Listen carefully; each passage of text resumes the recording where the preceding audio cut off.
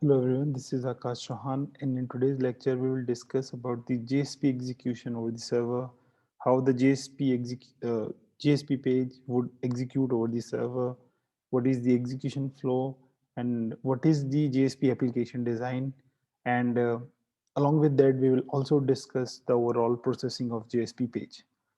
As we know that the GRE environment would be there over the server, but would also be there a JSP execution engine so that the JSP page will be executed over the server. As we have already discussed in the class, that JSP, whenever we make JSP page, we have to use the JSP syntax inside the uh, scriptlet symbols. That code, that part which is similar to the Java, or you can say it is written in the Java, will be executed over the server. And when the request will the response will be generated from the server, that particular part of the HTML code will be executed over the server. But the main important thing is, if this is written in JSP, then where the JSP code will be executed. As we know, the server would support the JRE, then would also be there a JSP execution environment. That all such things we will cover in this lecture. So as you can see in this diagram, we have a client. This is the browser, and we are using a particular browser, let's say, and we are hitting this particular URL. So as you can see, we are accessing a profile.jsp page. We are trying to send a request to the server that we want this profile.jsp page. So this request will be included. This request would include the header and the body. What is the header? Header would include the URL, the credentials of your login and password, and also the body would include the input values. Let's say there is a form, okay, and you fill the entries and then you click over the submit. So all those entries would come into the body part of the request. So let's say the HTTP request is generated with this URL, then this request would reach to server side, okay. And what will happen, as you can see, it is a profile.jsp page. The request is profile.jsp page. So as we have discussed, that some of the part of HTML code which is written inside the scriptlet symbols will be executed over the server itself, and then the output of that code will be appended into the HTML file, and then the response will be sent to the browser at the client side. But first, whenever there is a JSP request, it means the server would try to you know figure out what to do with this particular request. So the server would know this is a profile.jsp page. Okay, so it understands that we need to return, we need to process over this request, and we need to return the profile.jsp page. But as you know, the GRE would not understand, JSP would not understand HTML or any other language except Java.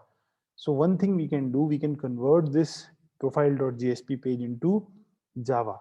In order to execute the JSP page, once it will be converted into the Java, then that Java code will be executed by the GRE environment.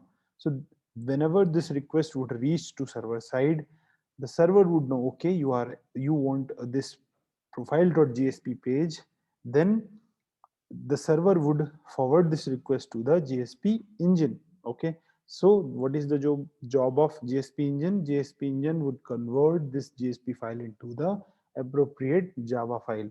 So as you can see, the name of the file would also change. The name of the file would become profile_jsp. Instead of profile.jsp, it would become profile_jsp.java. So the JSP engine would convert into the Java file. So as you know, if we have the Java file, then we can compile it, and the compiled file would be the byte file or the dot class file. And if we have the dot class file, we can execute that byte file using a GRE.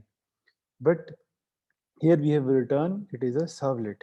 And why we are saying it's a servlet? Because this particular file which is converted into the profile underscore JSP. Let's say if you're requesting for default.jsp, then the name of this file would become default underscore JSP.java.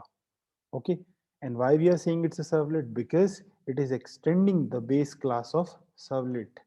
Okay, so let me come to this point. HTTP JSP base class is the servlet base class. So whichever class would extend it will also become a servlet. So we are saying profile underscore JSP.java would become a servlet. Okay, and what is the use of servlet? Why we are making this a servlet? Actually, we are not making it a servlet. It is the automation of the server side which would convert the JSP page into the Java code. So if there is a manual interaction, then the let's say I am the developer and I can involve with the code. So I can instruct the computer what to do and what not to do. But in case of automation, such kind of automation where the JSP page would be converted into the Java, then there has to be a automated structure. So what will happen with the JSP page? The JSP would be mapped into that structure. Okay, that structure is the servlet because we want things to happen automatically. Okay, so the JSP page and whatever we have written as a Java or as a JSP inside the HTML part would be mapped into this servlet. There has to be a particular structure where that code will be converted into Java and then will be uh, you know will be added into the particular method. So that method inside this Java file will be created automatically, and this method will be inside this servlet. So underscore JSP service method would be there inside this servlet. So in the next unit, it is dedicated for the servlet only. So we will explore servlet in depth whenever we come to the second unit very soon. Sorry, the fourth unit very soon. Okay, so this method would be there inside this Java file, and this method belongs to this HTTP JSP base class. But whenever the new file will be created according to the JSP request, this JSP service would be overridden. Okay, so why it would be overridden? Because the the logic you have written inside the JSP page would be converted into Java, but inside the JSP service page. So this uh, underscore JSP service method would include the overall logic of your application, overall application according to the JSP page you have created. So let's say inside the scriptlet page you have created some logic, then that particular logic will be converted into Java instructions, and all those instructions would come inside the underscore JSP service page. Okay, there would be another two method, init method and the destroy method, but let's not discuss those methods. These are the methods which will allow your JSP page to be initialized, or the servlet to be initialized and to destroy.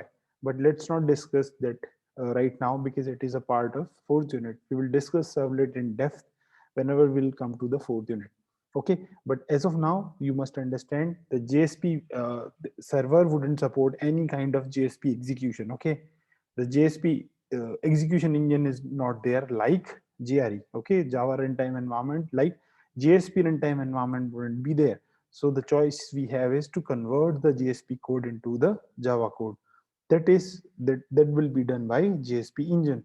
And not only we are converting into Java, we are actually mapping our code with the servlet, because we know servlet can be executed automatically by the uh, JRE. Okay, we will discuss more in depth. As of now, you just need to understand that JRE would not be solely executed by the JRE. Sorry, the JSP would not be solely executed by the JRE. We have to convert into Java, and also not only just convert into the Java, because there wouldn't be any manual interaction. There has to be a proper automation. So servlet is already there. Okay, so if we can map the JSP converted code into the servlet, then it would be super easy for the JRE to understand what to do and what not to do. Okay, so once you have the bytecode, then Actually, this method belong to here as well and here as well. It is just showing that whatever logic you have written in the JSP will come here as a Java instructions. Okay, but this method would be a part of profile underscore JSP.java.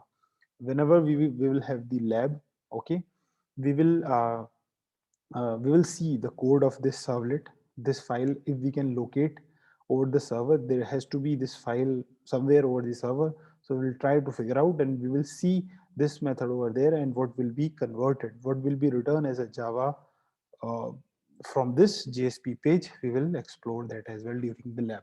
Okay, so this is about the JSP application design. The same thing I have what we have discussed. I have written over here as well. Okay, so what I'll do, I'll upload this slide, this PPT over the Moodle as well.